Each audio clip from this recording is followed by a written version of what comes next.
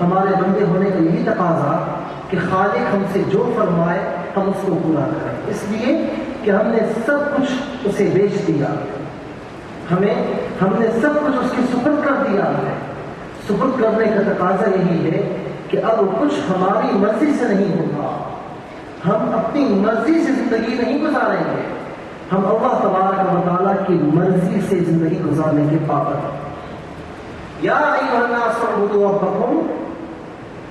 ربکم الذی خلقکم، اے لوگوں عبادت کرو اپنے رب کی جس نے تمہیں پیدا فرمایا۔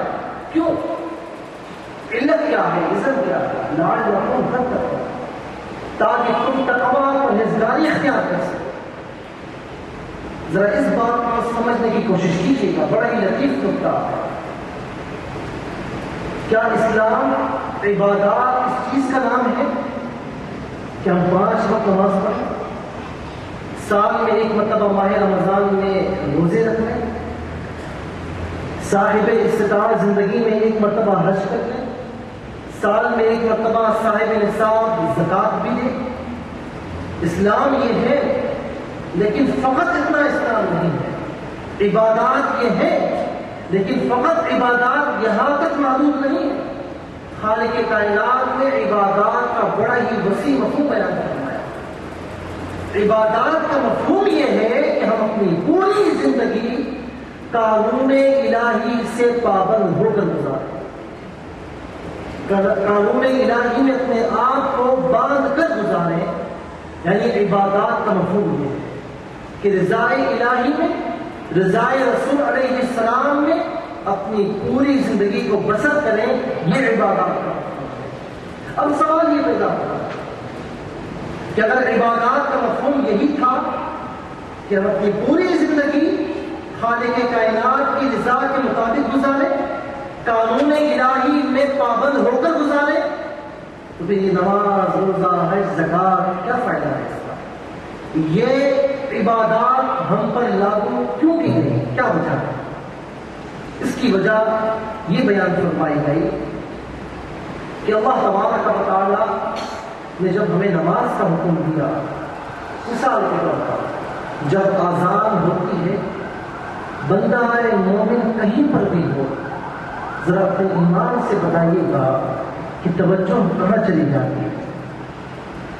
جب اذان ہوتی ہے ہر مومن سمجھ جاتا ہے کہ رب تعالیٰ ہمیں بلا رہا ہے، یہ احساس اجاگر ہو جاتا ہے کہ رب تعالیٰ ہمیں یاد کر رہا ہے۔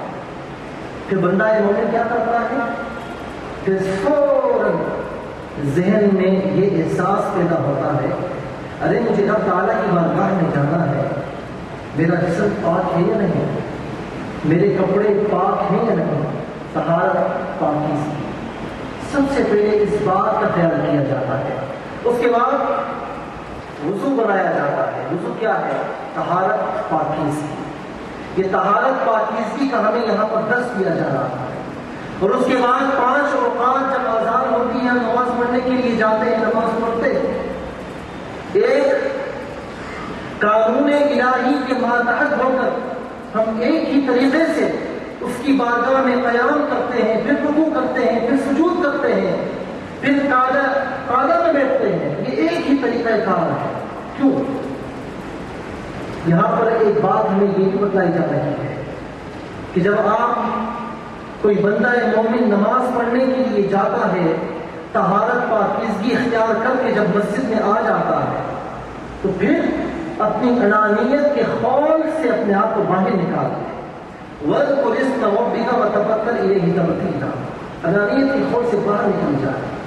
اب وہ ہے وہ رب ہے، رب تعالیٰ کی بارگاہ میں مسجد میں حاضر ہوا، اور اگر اسے آگے جگہ مل گئی تو ٹھیک ہے، ورنہ جہاں بھی جگہ ملے وہاں پر وہ نماز پڑھے، صف میں کھڑے ہو کر۔ اگر وہ امیر ہے تو اسے یہ حق حاصل نہیں کہ اسی کسی غریب کو پہلی صف سے نکال کر پیچھے لے جائے اور خود آگے آ کر قیام میں کھڑے نماز میں کھڑا ہو جائے، اسے یہ حق حاصل نہیں۔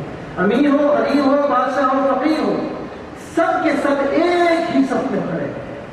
یعنی یہاں پر ہمیں بتایا جا رہا ہے کہ اپنے آپ کو انانیت کے خول سے باہر نکال دو، غرور تکبر کو اپنے دل میں جگہ نہ دو، اس لیے کہ تم اس خالق کے دربار جو خالق تمام جہاں کا خالق ہے، تمام بندوں کا خالق ہے۔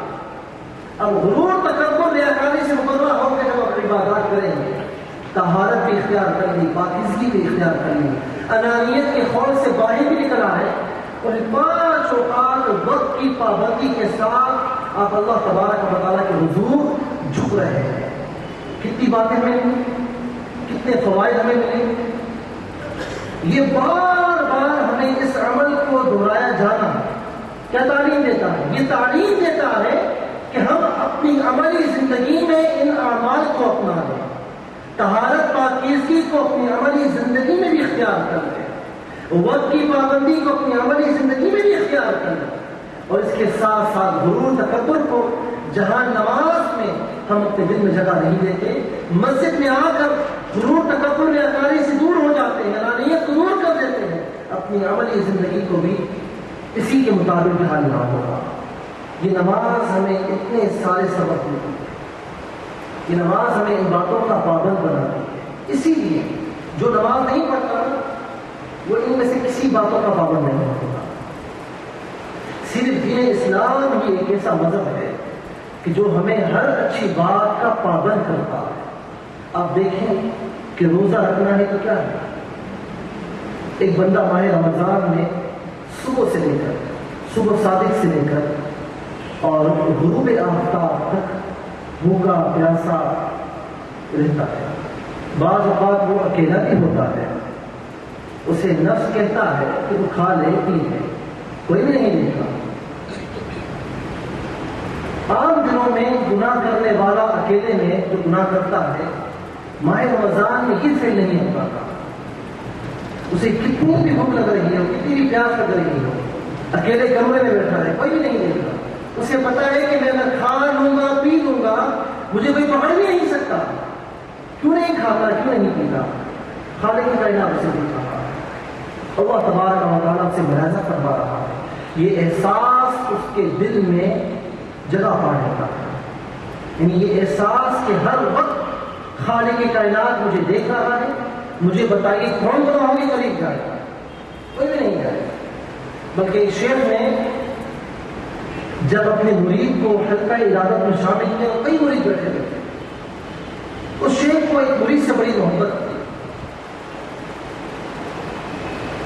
تو دوسرے جو مرید تھے وہ بڑے حسد کا شکار ہوئے کہ یہ نیا آنے والا ایسے بڑی محبت کرتا ہے، ہم سے اتنی محبت ہے، وہ تو پرانے تھے۔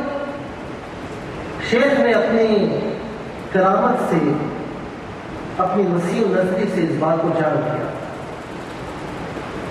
سب کے سامنے یہ اعلان کیا کہ تم ایک ایک مرغی لے لو، سب کے ہاتھ میں ایک مرغی لے لو، جاؤ اور اسے وہاں جا کر ذبح کرو کہ جہاں پر تمہیں کوئی بھی نہ دیکھ سکے۔ سب گئے، واپس آئے، وہ مرید زندہ مرغی لے کر آیا، باقی سب نے ذبح کر دیا۔ وہ سب بڑے خوش ہیں اور اسے دیکھ کر بھی خوش ہو رہے ہیں کہ آج اس نے کہنا نہیں مانا، آج یہ بھی ان کی نظروں سے گر جائے گا۔ تو شیخ نے اس مرید سے پوچھا کہ بیٹا میں نے تمہیں کہا تھا کہ جہاں کوئی نہ دیکھے وہاں جا کر اس مرغی کو ذبح کرنا، تم نے کیوں نہیں کیا؟ تو وہ مرید عرض کرنے لگے کہ یا شیخ میں گھومتا رہا، میں نے کوئی ایسی جگہ نہیں پائی کہ جہاں رب تعالیٰ مجھے نہ دیکھ رہا ہو، رب تعالیٰ مجھے دیکھ رہا ہے۔ شیخ نے فرمایا کہ میں اسی لیے سے محبت کرتا ہوں۔ اور عبادت کا مفہوم بھی یہی ہے کہ جبریل امین علیہ السلام، مشکوٰۃ شریف کی پہلی حدیث ہے، جسے حدیث جبرائیل بھی کہا جاتا ہے، آقا علیہ السلام کی بارگاہ میں انسانی صورت میں حاضر ہوئے کہ مل احسان، آقا احسان کیا ہے؟ نیک احسان کہتے ہیں کہ نیکیوں کو اس طرح کیا جائے کہ اس میں خوبصورتی، رعنائی پیدا ہو جائے، عبادت کو اس طرح کیا جائے۔ آقا مل احسان، احسان کیا ہے؟ تو آقا علیہ السلام نے فرمایا کہ عبادت اس طرح کر کأنک تراہ، گویا کہ تو اللہ تبارک و تعالیٰ کو دیکھ رہا ہے، اور اگر ایسا نہ ہو سکے فإن لم تکن تراہ، اگر تو نہ دیکھ پائے تو کم از کم اتنا ہونا چاہیے کہ کأنہ یراک، کہ وہ تجھے دیکھ رہا ہے۔ جب یہ احساس تیرے دل میں بیدار ہو جائے گا